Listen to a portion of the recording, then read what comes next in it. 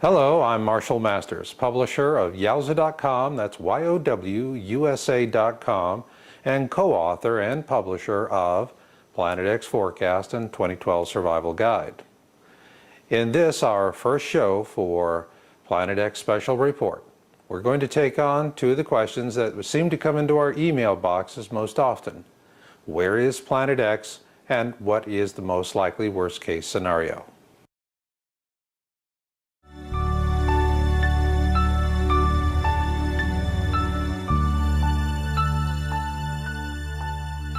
We've created this new Planet X Special Report series to address the fear, uncertainty, and doubt, or what's known as FUD, that's out there on the internet today regarding Planet X. We have been researching in this field of space threats since 1999, and what we see is that much of this FUD is artificially engineered by disinformation operatives who, in our opinion, are well organized and very well funded. Another question we do get from folks is, what would a Planet X flyby look like? In our February 2009 video report, we offered 8 different flyby scenarios, ranging from a rather mild best-case scenario to a devastating worst-case scenario. However, regardless of which of these scenarios may come to pass, we have already seen what a Planet X flyby will look like in part. September 2009 shall be forever remembered as the month we added a new term to the lexicon of catastrophic Earth changes, the Sydney-style dust storm. On September 22nd, Sydney, Australia, and its adjacent communities were blanketed with dust from the red soil blown in from the western regions of the country. As you can see in this comparative of the Sydney Opera House, the clear, beautiful blue skies of this modern city were choked with a blinding red dust that blocked visibility. It forced the young, aged, and infirmed to remain indoors, while the many commuter ferries that crisscross Sydney's bay each day with work-bound commuters were forced to remain idle at moorings. This storm was first brought to our attention by a Yowza subscriber, Sharon, who lives in a bedroom community adjacent to Sydney, due east of the city center. She sent us these photos she took from her home, looking out her bedroom window. No matter what scenario is involved for Planet X, this is one of the things we'll see with each and every one. Ladies and gentlemen, Planet X 2012 and catastrophic Earth changes are no longer an issue of idle speculation or entertainment. Rather, it is about you, your loved ones, and whether or not you choose to fight for your lives. If you're looking to our leaders for answers, know this: they're part of a system of political and corporate elites with their own agendas that may or may not coincide with our own. Nonetheless, these very different agendas provided us with valuable new information in 2008 and 2009 that corroborates our original Planet X orbital forecast.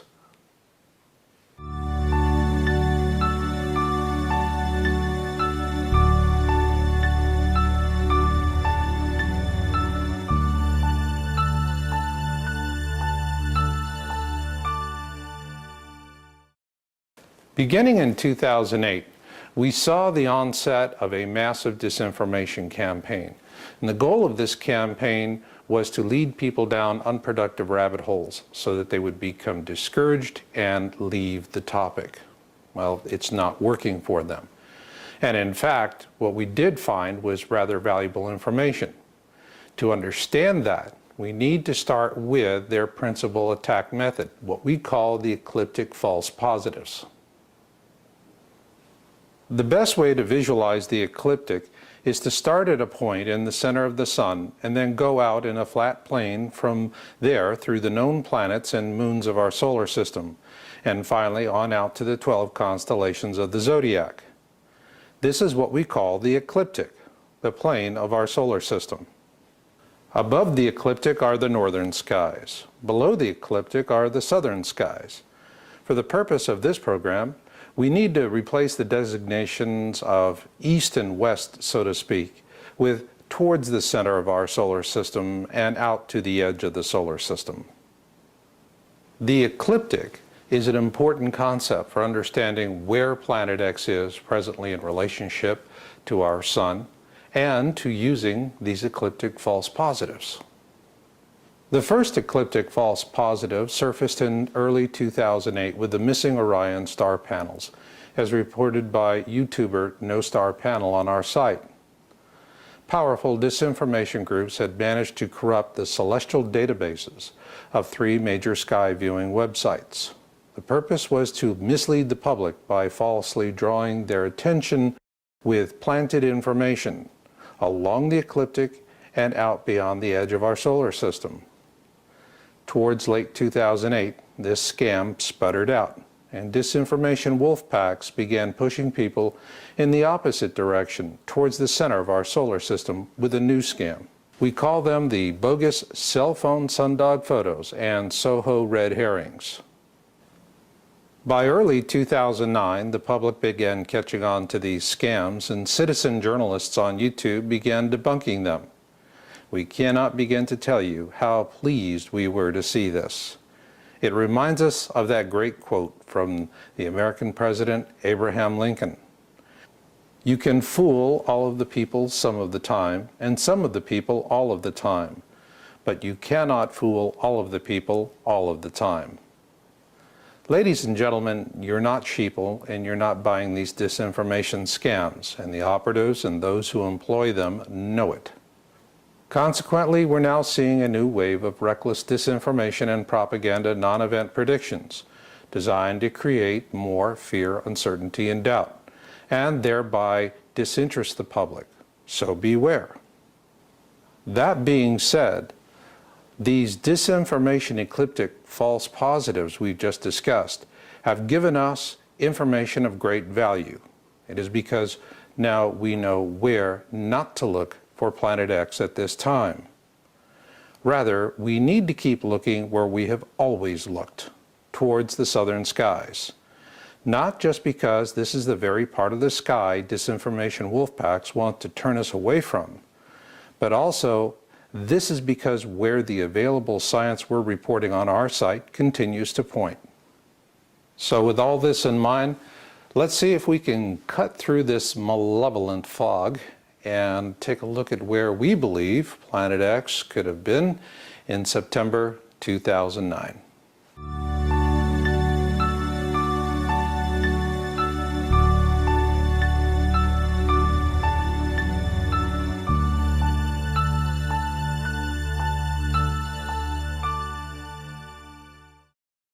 What the disinformation ecliptic false positives of 2008 and 2009 show us is that we were pretty much on the money right from the get-go. We published our book, Planet X Forecast and 2012 Survival Guide, with an estimated orbit for Planet X through 2014. Prepared by Dutch physicist Jaco van der Warp, it shows Planet X approaching the core of our system from the south. We will present 2 slides prepared as an update for this report by Jaco van der Warp, showing where he estimates Planet X to be as of September 2009. Please note, I will be using the term astronomical unit, or AU for short. An astronomical unit is the approximate distance from the Earth to the Sun. For example, the Earth orbits the Sun at a distance of 1 AU. Jupiter, on the other hand, orbits the Sun at a distance of 5.2 AU. Or in other words, it is 5 times further away from the Sun than the Earth. Now let's take a look at our first slide. In this slide, you can see the orbital path of Planet X, which is steeply inclined to the ecliptic. Jaco currently estimates the distance between Planet X and the Sun to be 9.9 astronomical units. Now let's imagine we're standing on the South Pole. Here is slide number 2. Here we're looking above the horizon at an angle of approximately 60 degrees, and Planet X is in the constellation Pictor. Now let's address the 5 reasons why we're not seeing Planet X at this time.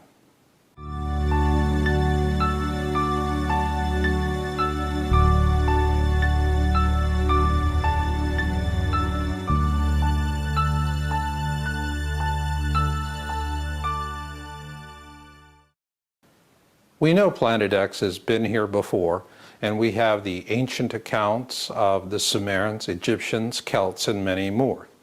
They've all given us various different descriptions of the object. For example, in the ancient wisdom texts we publish called the Kolbrin Bible, the ancient Egyptians called it the Destroyer, whereas the ancient Sumerians called it Nibiru. Consequently, there are a lot of different ideas as to the nature of this object. In our February 2009 report, we discussed 3 possible variants: an asteroid-like object, comet-like object, and mini-constellation. Until Planet X is officially observed, it could be anything, although we do know it is big. Otherwise, it would not be interacting with the other bodies in our system as it does. Each of these 3 variants has its own observation peculiarities, and these are exacerbated by the fact that this object is in a comet-like orbit.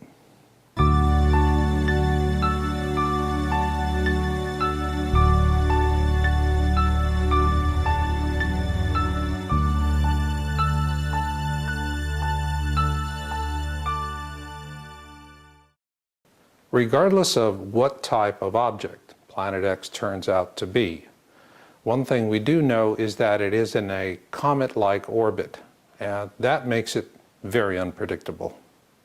A good example is comet Hale-Bopp. It was the most widely observed comet of the last century, and it was dubbed the Great Comet of 1997. At the time of its discovery in 1995, it was estimated to be in a 4,200-year orbit around our Sun. However, in 1996, it passed within 0.77 AU of Jupiter. To help put that in perspective, Venus orbits our Sun at a distance of approximately 0.72 AU.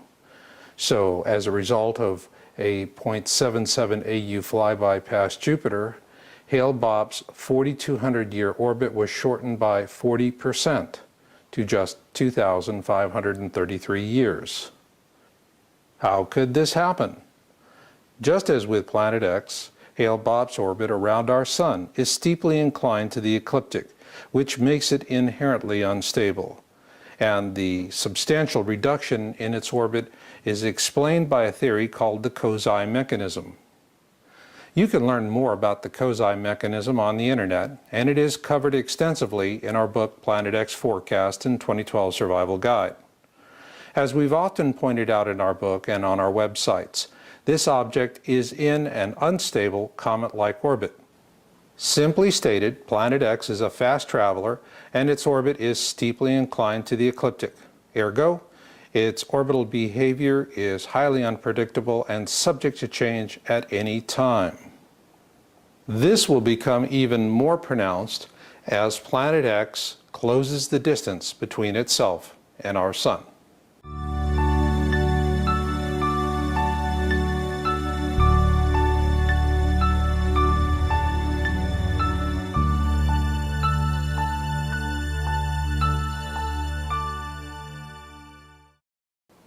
The closing distance between Planet X and the Sun is very important for us to consider.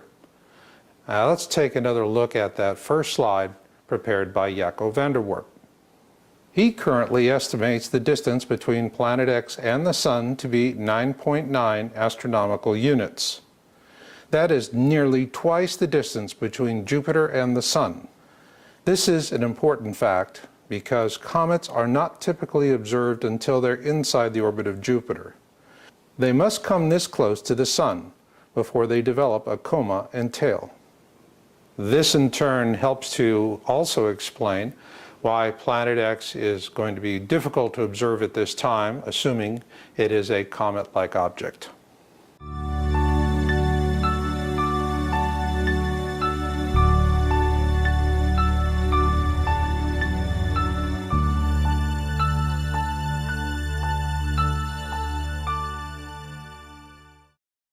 To help give us a perspective on the Planet X transit through the southern skies, let's return to Jaco van der Warp's second slide. When we presented the second slide, the one where we are looking from the South Pole out into space, we're doing so at an angle of approximately 60 degrees up from the horizon. When we do so, our estimate places Planet X in the constellation of Pictor.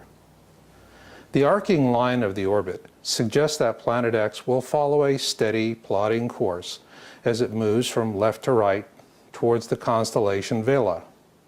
However, this is not the case because of two reasons. First, the manner in which the Earth rotates on its poles as it relates to our view of the night sky. And secondly, because Planet X is in a comet-like orbit that is steeply inclined to the ecliptic. We therefore estimate that by August 2010, Planet X will enter the constellation of Carina, where it will begin to speed up a bit, as is the case with comet-like orbits. During this time, the distance between Planet X and the Sun will be decreasing, while at the same time the angle of its orbit will be increasing. This decreasing distance and increasing angle will continue and even speed up as Planet X approaches the ecliptic. Assuming Planet X continues following this orbital path, regardless of what type of object it may be, the fact is it's going to be heading towards the Milky Way, and that creates a whole new kind of viewing problem.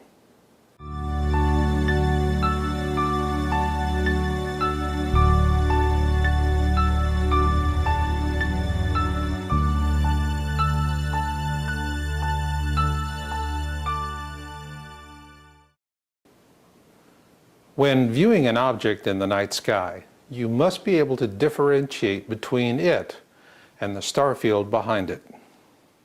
To illustrate the complexity of this, let's assume that you are going to a candlelight vigil to meet a friend.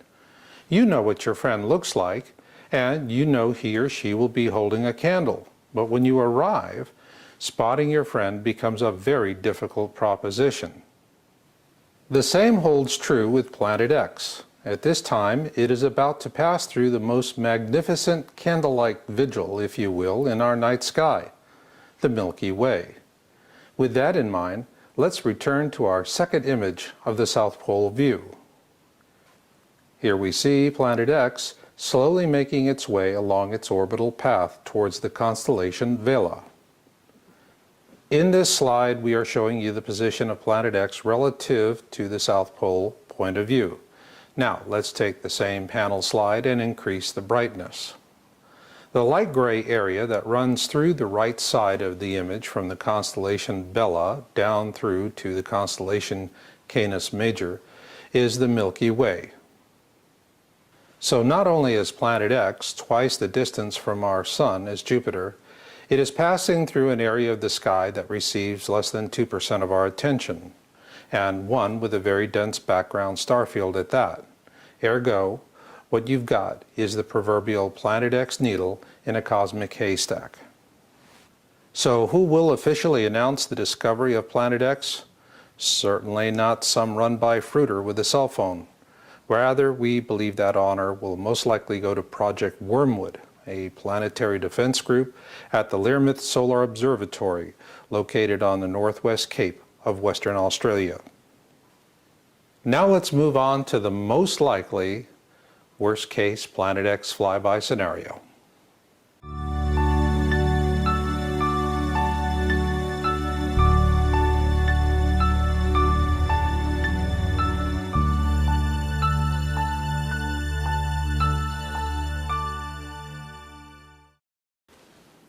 This is the difficult part of this video briefing for us as Planet X researchers, because we really do understand how these various different Planet X flyby scenarios could work out. I can remember back in 2002 and 2003 when I was making guest appearances on Coast to Coast and saying clever things like, the surface of the Earth could wiggle like a bowl of Jell-O. With a comfortable distance of time, such clever radio sound bites were all too easy. Yet as clever as they were, perhaps it turns out they could be closer to what may happen than I could have imagined. In February of this year, we published a report with 8 different flyby scenarios, ranging from the best case to the worst case. I strongly urge you to view that video if you have not already done so. In this video briefing, I'm going to take a look at what could be a likely worst case scenario. I want to strongly emphasize to you before I do this that there is no true likely worst case scenario. This is an unstable object, it's a fast mover, and things could change at any time. I want to strongly urge you, the viewer, to understand that when Planet X crosses the ecliptic, you will go into an area we call the kill zone. We fully explained the kill zone in our February 2009 report. For now, what we need to keep in mind is that this is when the worst case, or the best case scenario for that matter, will occur.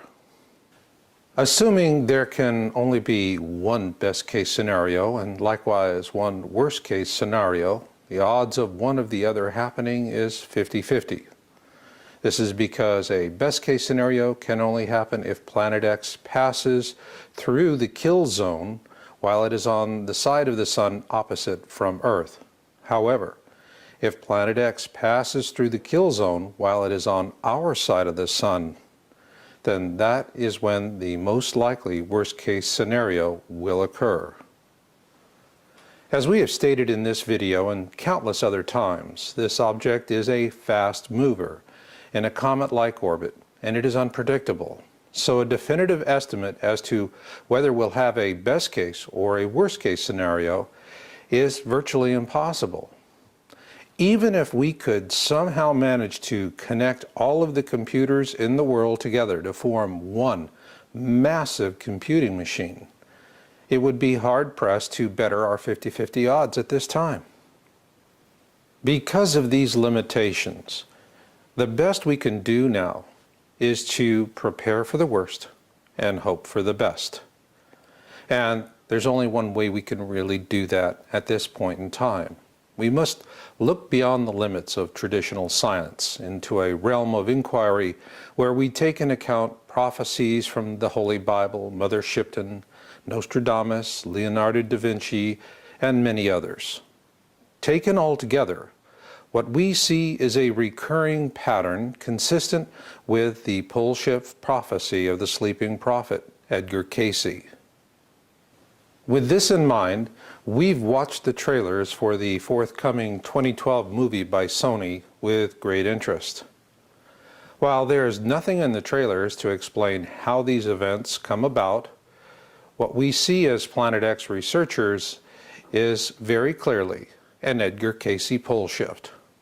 So if you really want to know what the worst case scenario would be, then go watch the movie. And yes, keep in mind it is Hollywood, and that they are taking creative license, and that they tend to exaggerate things. However, when we look at it, at least from what we see from the trailers, it's a spot-on Edgar Cayce pole shift, complete with mega tsunamis, superquakes, and supervolcano eruptions. One thing we've noticed with Sony's 2012 movie trailers is that they open with this really ominous 2012 Mayan prediction. Well, the Maya were telling us something much more than that. Yes, it's the end of an era, but it's also the beginning of a new era. And let's keep that in mind as we look at what could be a possible worst-case scenario for 2012 and beyond.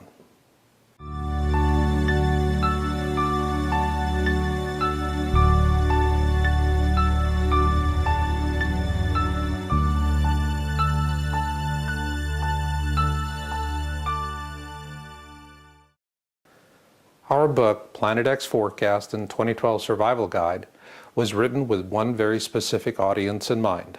Not dabblers, not those who are curious, but rather we wrote it for people who get it and want to get through it. And for that reason, we've listed out the various catastrophic threats. Well, topping that list is solar violence. Even if, for the sake of argument, Planet X was completely taken out of the picture for 2012, are there still threats? Are there still concerns? Well, yes, there are. And you should be very concerned, because our current solar cycle will reach its maximum in 2012. And if what the scientists are telling us holds true, that's when all hell breaks loose. So what will all hell breaking loose look like in 2012? Well, we have a historical model for that. It's called the Great Storm of 1859. In an article published in October 2003 on Space.com, science writer Robert Roy Britt takes us back in time to 1859. Simply put, this solar storm remains the most violent ever recorded in American history, and it was 3 times more powerful than anything we've ever seen since the end of World War II. However, in 1859, the state of technology was primitive. It was mostly telegraph lines running through both America and Europe. These telegraph lines shorted out during the storm of 1859 and consequently ignited numerous widespread fires on both continents. Not only that, in Hawaii, they reported seeing the aurora borealis. Of course, this begs the question, if a solar storm such as the one that struck the Earth in 1859 were to strike today, what would that mean for us? Once again, we turn to the author, Robert Roy Britt. In an article written for Fox News in January 2009, Mr. Britt examines the implications of an 1859 event happening today. Britt tells us in this article for Fox that should another storm as powerful as the one that hit America and Europe in 1859 hit us again, particularly in 2012, it could shut down the United States for months. This according to the National Academy of Sciences, which has also expressed the opinion that there is a very great likelihood of another such storm occurring in 2012. So what would that mean? Well, just in the United States alone, 113 million Americans would find themselves in a blackout. Not one lasting a few days, but rather a blackout lasting several months. This is totally consistent with a 2012 warning given on Fox News by physicist Dr. Michio Kaku, as noted in our February 2009 report. Satellites, satellite television, all of that could get disrupted, peaking around 2012. So your point is we can't do anything about it in space, but we can do something back here on Earth. That's right. But backup systems, are companies really doing that?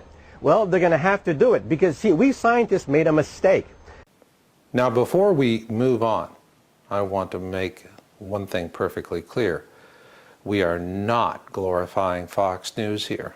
As a matter of fact, the news entertainer, I don't call them reporters anymore, the news entertainer that interviewed Dr. Michio Kaku has a new formula.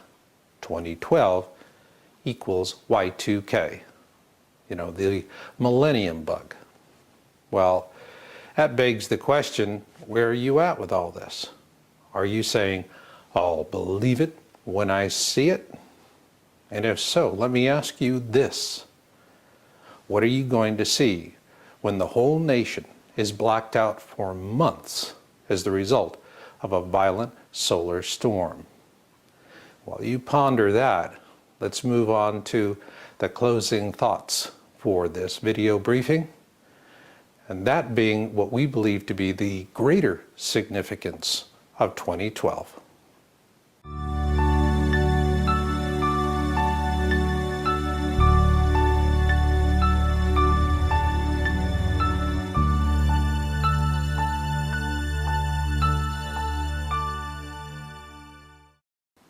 When we first began researching Earth changes, space threats back in 1999, and then later moving into Planet X research in 2001, we really didn't see 2012. It simply was not on the radar scope. However, as the years passed and the data came in, we began witnessing this incredible convergence upon this 2012 date.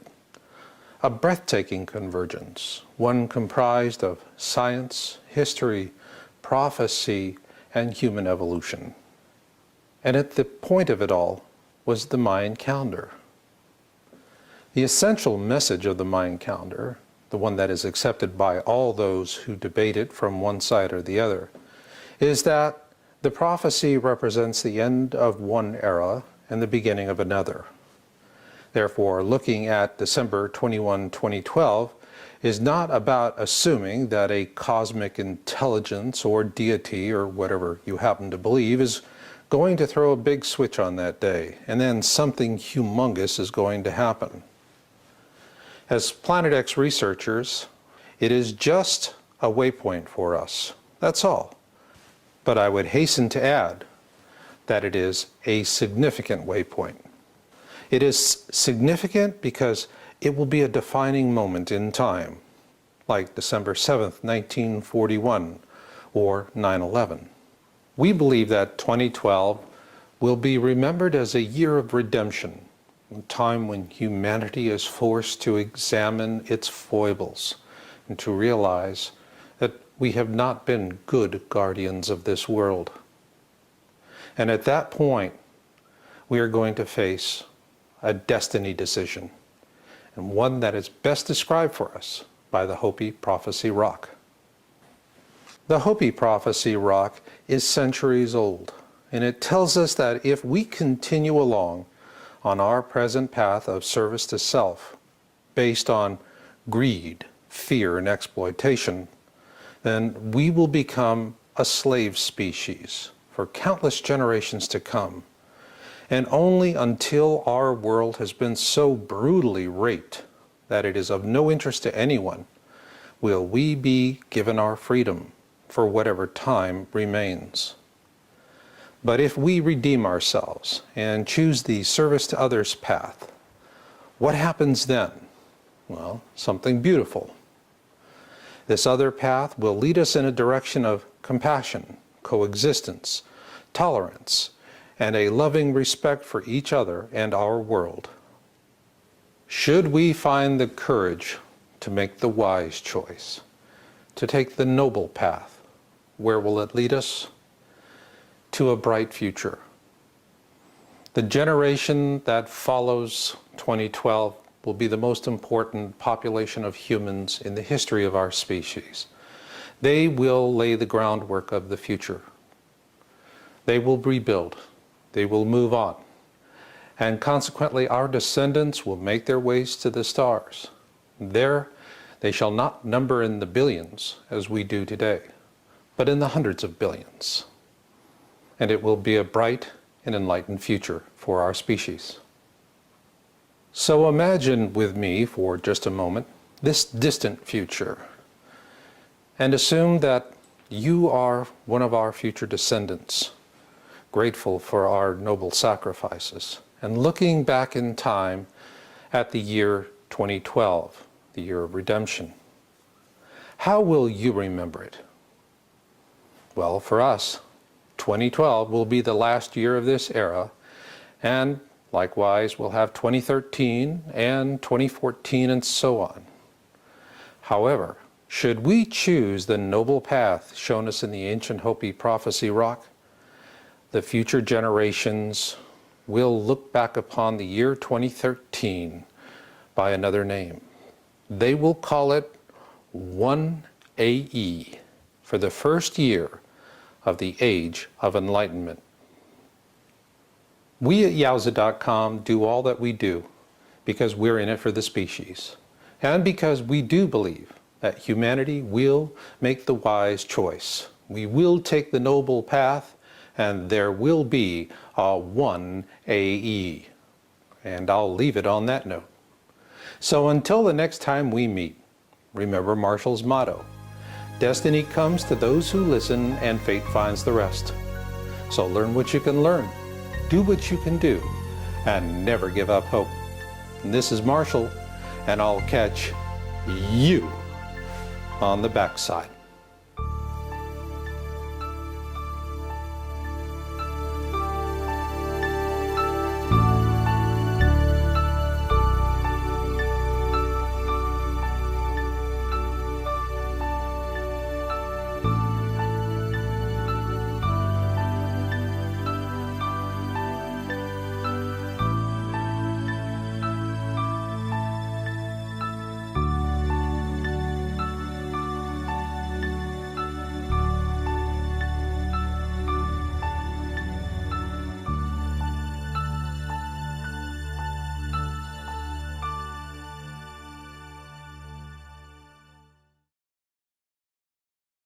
Planet X Forecast and 2012 Survival Guide.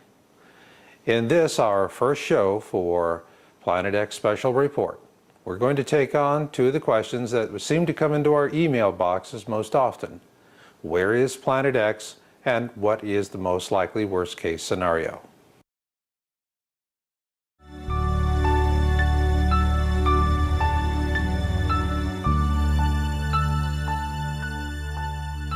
We've created this new Planet X Special Report series to address the fear, uncertainty, and doubt, or what's known as FUD, that's out there on the internet today regarding Planet X. We have been researching in this field of space threats since 1999. And what we see is that much of this FUD is artificially engineered by disinformation operatives who, in our opinion, are well organized and very well funded. Another question we do get from folks is, what would a Planet X flyby look like? In our February 2009 video report at Moorings, this storm was first brought to our attention by a Yowza subscriber, Sharon, who lives in a bedroom community adjacent to Sydney, due east of the city center. She sent us these photos she took from her home, looking out her bedroom window.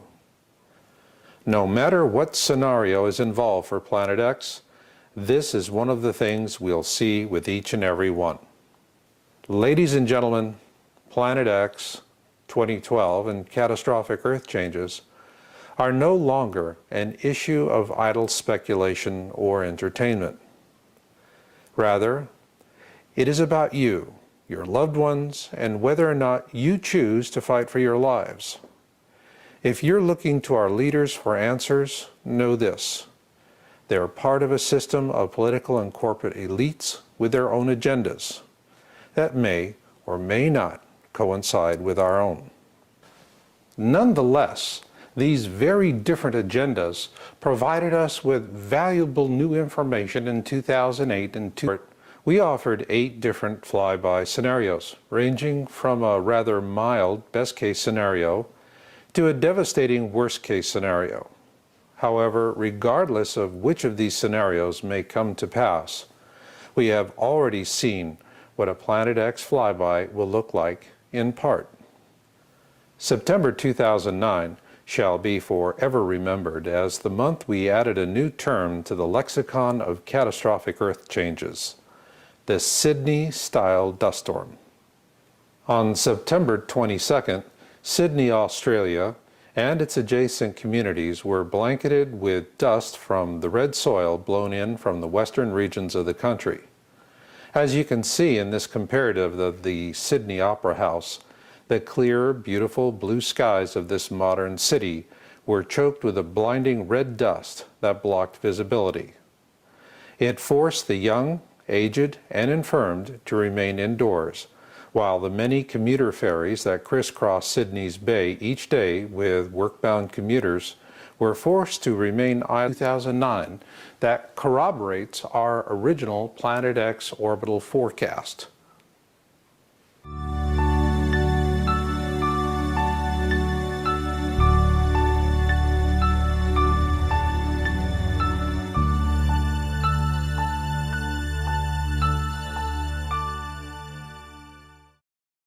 Beginning in 2008, we saw the onset of a massive disinformation campaign. And the goal of this campaign was to lead people down unproductive rabbit holes so that they would become discouraged and leave the topic.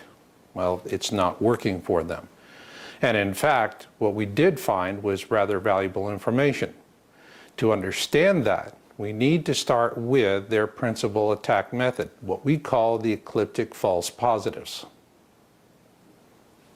The best way to visualize the ecliptic is to start at a point in the center of the sun and then go out in a flat plane from there through the known planets and moons of our solar system, and finally on out to the 12 constellations.